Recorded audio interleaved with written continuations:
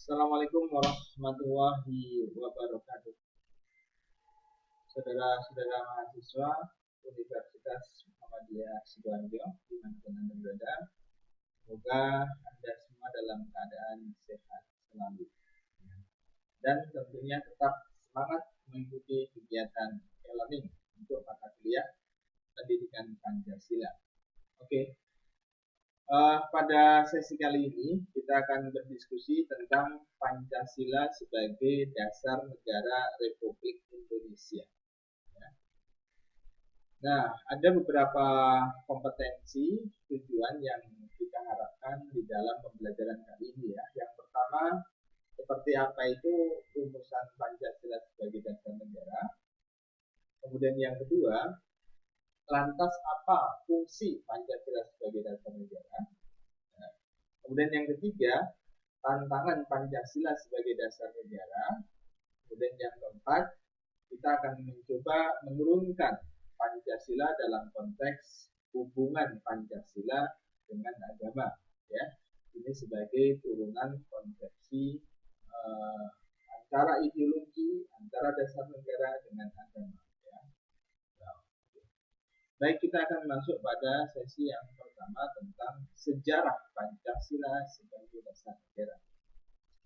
Pada pertemuan topik yang kedua, ya, saya sudah mencoba menjelaskan tentang sejarah perumusan Pancasila sebagai dasar negara. Ada 3 tahapan kenapa Pancasila sebagai dasar negara. Ya. Yang pertama adalah fase pembuatan, dengan menggali nilai-nilai kearifan lokal yang ada dalam masyarakat Indonesia. Kemudian yang kedua adalah fase perumusan di saat BPUPKI. Ya. Kemudian yang ketiga adalah fase pengesahan saat disahkannya Pancasila sebagai dasar negara. Ringkasnya seperti yang sudah kalian ketahui secara bersama.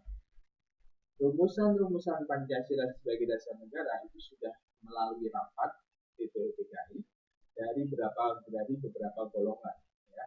Ada dari golongan nasionalis, ya, dari golongan Islam dan dari golongan sosialis. Nah, lantas kemudian kesepakatan di dalam BPUPKI itu kemudian dilanjut pada tanggal 22 Juni 45 dengan ditetapkannya Piagam Jakarta. Nah, dalam Piagam Jakarta sila 1 itu berbunyi ketuhanan dengan kewajiban menjalankan syariat Islam bagi pemerintah. Lantas perubahan terjadi pada tanggal 18 Agustus 45 dengan menghapus 7 kata pada sila 1. Nah, penghapusan kata ini sebagai bagian dari upaya menciptakan integrasi bangsa. Dan tentunya adalah sikap legowo, sikap menerima dari tokoh-tokoh Islam, terutama dengan pentingnya menjaga nilai-nilai persatuan dan kesatuan bangsa saat masa transisi. Jadi sampai sekarang kita sudah berhenti tentang perdebatan Pancasila sebagai dasar negara dengan disahkannya Piagam Jakarta dan yang paling akhir dengan perubahan pada tanggal 18 Agustus 45 sebagaimana yang kita hafal sampai sekarang. Seperti itu ya. Nah, lantas kemudian apa kemudian negara itu? Pancasila sebagai dasar negara tentu ini sebagai pedoman ya. Kalau kita bicara tentang negara, negara adalah suatu organisasi kekuasaan yang berdaulat, yang dengan tata pemerintahan melaksanakan tata tertib atas suatu umat di suatu daerah. Nah, dalam ciri yang lebih umum, kalau nanti kita belajar kewarganegaraan, negara pasti di sana ada kekuasaan, pasti di sana ada pemerintah, pasti di sana ada rakyat, ada undang-undang, dan kemudian ada wilayah, dan tentunya dengan pengakuan dari negara lain. Inti dari sebuah negara untuk menjalankan roda pemerintahan. Maka kalau kita bicara tentang tujuan negara, maka secara umum ada 2 aliran, ya. Nah, ini ya. Ada aliran liberal, kemudian ada aliran kolektivis atau sosialis. Kita masuk pada aliran liberal dulu. Aliran liberal disebut dengan individualis. Kalau kita tarik dalam sebuah ideologi, maka ini masuk dalam ideologi liberalisme dan kapitalisme. Apa liberal? Kata liberal itu menunjuk pada arti kebebasan.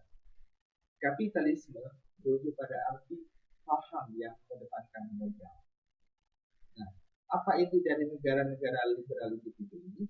Mereka hanya punya tujuan yang bersifat materialistik semata. Kesejahteraan dan kebahagiaan itu adalah tujuan hidup mereka semata. Ya, dapat dicapai dengan apa? Dengan politik dan sistem ekonomi liberal melalui persaingan bebas. Maka ekonomi kapitalisme, ekonomi liberalisme itu akan memberikan menghalalkan begitu ya, segala cara guna meraup keuntungan yang sebesar-besar. Semua dikembalikan kepada pasar. Karena itulah mereka yang punya modal lebih, mereka yang punya kekuasaan, mereka yang punya relasi terhadap berbagai macam kepentingan di sektor-sektor publik, maka mereka yang akan berkuasa. Nah, ini yang kebanyakan di negara Amerika, Eropa. Gitu ya. Nah, kemudian yang kedua, ada tujuan negara yang disebut dengan kolektivis atau sosialis. Nah, kalau kita tarik dalam sebuah ideologi, ini adalah paham ideologi sosialisme dan komunisme yang ada di negara Rusia, Uni Soviet kala itu. Kolektivis itu sebuah kebersamaan. Sosialis menekankan pada equality, persamaan, kemudian liberasi, pembebasan, emansipasi.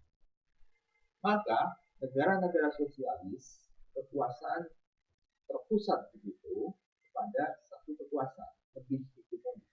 Akan tetapi tujuan dari sosialis itu seperti yang dikatakan oleh Karl Marx bagi masyarakat tanpa kelas.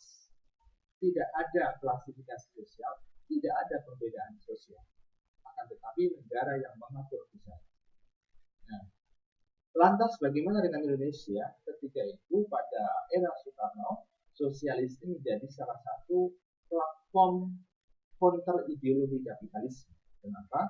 Kapitalisme menekankan pada aspek kekayaan kekuasaan dan mereka yang punya relasi modal kuasa, sementara sosialis itu lebih menitik beratkan kepada masyarakat. Nah, itu bedanya seperti itu. Nah, lantas tujuan negara. Nah, kalau kita tarik Indonesia seperti itu, seperti apa tujuan Indonesia? Indonesia tidak menganut sosialis, tidak juga menganut kapitalis. Indonesia berada di jalan tengah. Indonesia ingin mendirikan negara sesuai dengan amanah undang-undang. Alinea keempat, untuk menciptakan kesejahteraan umum, mencerdaskan kehidupan bangsa, memberikan jaminan keamanan. Itu sudah tertuang di dalam alinea keempat. Ya. Ekonomi kapitalisme tentu sangat bertolak belakang dengan Pancasila. Ya. Sosialisme, komunisme juga sangat bertentangan dengan Pancasila karena kita adalah negara yang berketuhanan. Maka konsep ketuhanan, konsep kemanusiaan, konsep persatuan, konsep kemufakatan, konsep keadilan itu harus diterapkan di dalam bangsa Indonesia ini. Nah, next. Lantas pertanyaannya adalah, mengapa Pancasila sebagai dasar negara pendidikan?